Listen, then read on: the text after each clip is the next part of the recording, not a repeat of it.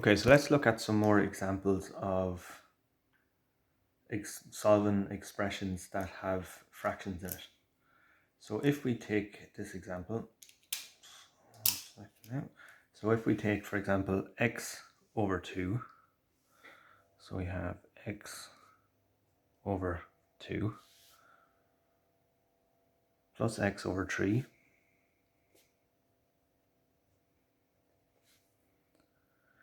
is equal to 5.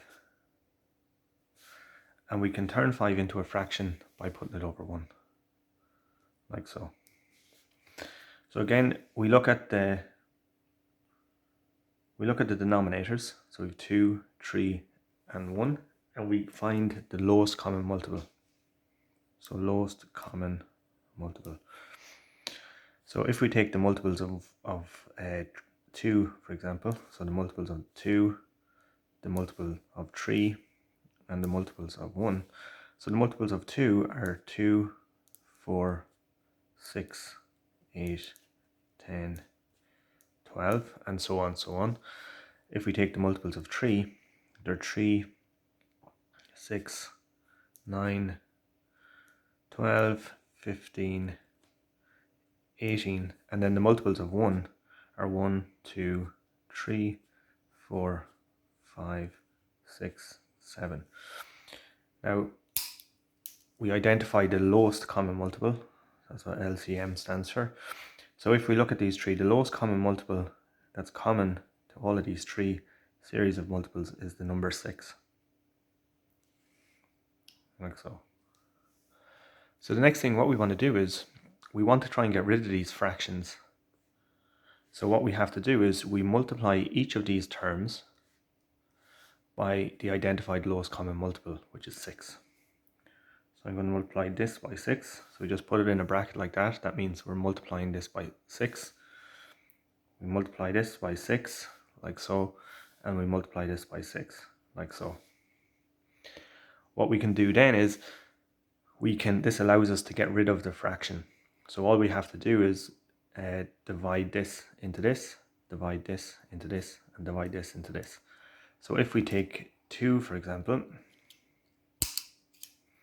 so 2 will divide into 6 3 times. 3 will divide into 6 2 times. And 1 will divide into 6 6 times, like so. Then what we do is we just multiply these out. So it's going to be 3 multiplied by x gives us 3x. So 3 multiplied by x gives us this 3x. 2 multiplied by x gives us, so it's plus 2 multiplied by x gives us plus 2x. And then we have 6 multiplied by 5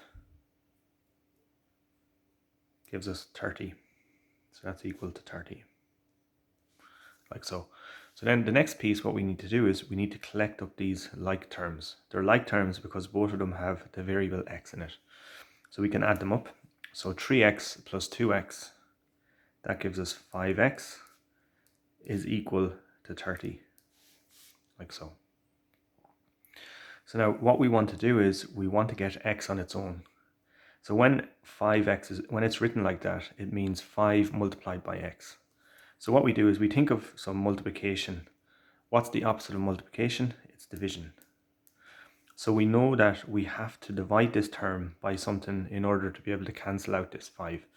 So what we do is we divide this term by 5. Now, whatever we do on this left-hand side of this equal sign, we have to do exactly the same on the right-hand side. So therefore, if we divide this term by 5, we have to divide this term by 5 as well. So we divide this by 5 like so. What this enables us to do then, this 5 will cancel out with this 5, and you'll be left with x is equal to 30 divided by 5, which is 6. So your answer then is 6. This is your answer here.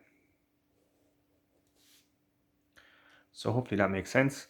So again, you look at the fractions, you look at the denominators, get the multiples of the denominators, get the lowest common multiple. multiply each term by the lowest common multiple. That enables you to cancel out or divide the denominators into that lowest common multiple. Then you multiply these out, you add up, collect up the like terms, and then you want to then get rid of any terms that are left around x, and then solve for x like so. So hopefully that makes sense.